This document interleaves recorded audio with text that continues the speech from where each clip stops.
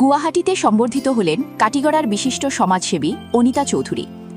গুয়াহাটির শ্রীমন্ত শঙ্করদেব কলাক্ষেত্রে আয়োজিত এক মহতী অনুষ্ঠানে কাছাড় জেলার কাটিগড়ার বিশিষ্ট সমাজকর্মী তথা আগামী নির্বাচনে কাটিগড়া সমষ্টি থেকে ভারতীয় জনতা পার্টির সম্ভাব্য প্রার্থী অনিতা চৌধুরীকে বিশেষ সংবর্ধনা প্রদান করা হয়েছে।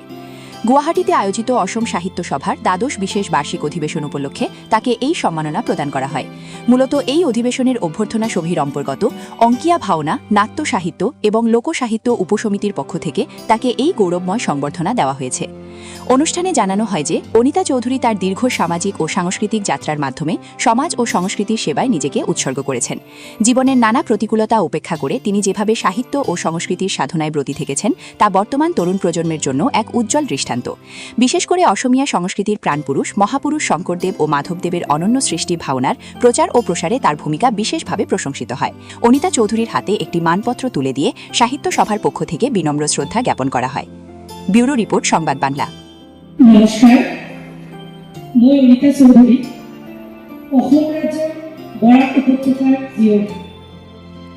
আজি অসমৰ সৰ্ববৃহৎ জাতীয় অনুষ্ঠানত অসম সাহিত্য সভাৰ এই বিশেষ অধিৱেশনত উপস্থিত থাকিবলৈ পাই মই অতিকৈ সুখী অনুভৱ কৰিছোঁ।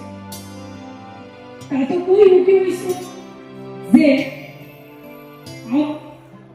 ভাওনার দূরে আধ্যাত্মিক ও সাত্বিক রসের পরিপূর্ণ এই মঞ্চত মই এনেদৰে সম্মানিত হৈছোঁ। মই আপোনাৰ সকলৰ পৰা আশীৰ্বাদ বিচাৰোঁ যাতে অদূৰ ভৱিষ্যতে মই অসমৰ এই অমূল্য সংস্কৃতিৰ সাধনাত ব্ৰতী হৈ লগতে ৰাইজৰ সেৱা আগবঢ়াই যাব পাৰোঁ। মই বুকুত আশা ৰাখিছোঁ যে আমাৰ অঞ্চলতেও এনেদৰে সাহিত্য আৰু বিশেষকৈ ভাওনাৰ অনুষ্ঠান আগবঢ়াই লৈ যাব পাৰোঁ।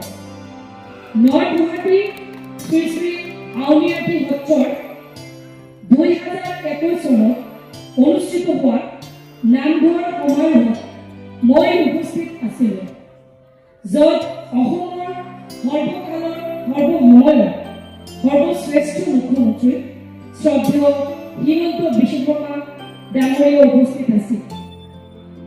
সেই দিনে আমি ওখানে দাঁড়িয়ে আমি প্রতিজ্ঞা করেছিলাম, যখন অনুষ্ঠানটি শুরু হলো 2000 ঢোল 2000 করতাল একসঙ্গে বাজলো। সেই প্রোগ্রাম থেকে আমি অভিভূত হয়ে গেলাম। ওখানে দাঁড়িয়ে আমি প্রতিজ্ঞা করেছি যে আমি খুব তাড়াতাড়ি বরাকভেলিতেও এই ধরনের অনুষ্ঠান আমি নিয়ে যাব, কারণ আমাদের সনাতন ধর্মের মূল ধারা বজায় রেখে চলেছেন আপনারা। এই ধরনের প্রোগ্রামের মধ্য দিয়ে সনাতন ধর্মের যত দেবদেবী আছে, আমাদের সনাতন ধর্মের যত লীলা আছে, যত ঐতিহ্য আছে, সবকিছু প্রোগ্রাম আমি এই ধরনের ভাবনার মধ্যে আমি খুঁজে পাই।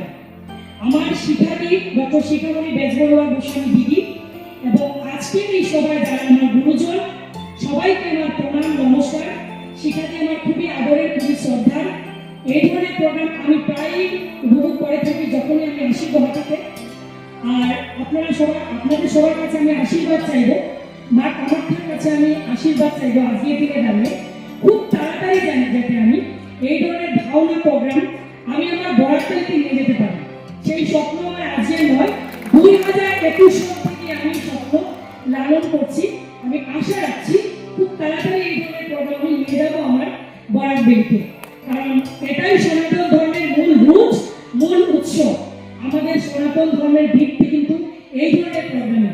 আর সবাইকে অনুরোধ রাখছি, আজকের প্রোগ্রাম সিন্ধুমণির পিতৃভক্তি এবং দশরথের স্বর্গ উদ্ধার, অসাধারণ সুন্দর প্রোগ্রাম, সবাই উপভোগ করুন।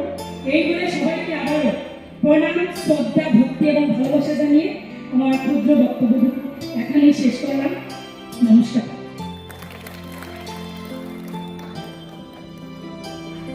আমি ধন্যবাদ জানাইছো অনিতা চৌধুৰী মহোদয়। আমি আশা ৰাখিছোঁ অনতি পলমে আমি ভাওনা ভাগ শিলচৰ বৰাক উপত্যকাত পৰিৱেশন কৰিব পাৰিম। তেখেতৰ বদান্যতা আৰু সেই আশা ৰাখিয়ে আমি তেখেতক পুনৰবাৰ ধন্যবাদ জনাই কৃতজ্ঞতা জনাইছোঁ আৰু অতিথিজনক আমি সন্মুখৰ আসনত গ্ৰহণ কৰাৰ কাৰণে অনুৰোধ জনাইছোঁ আৰু কিছু সময়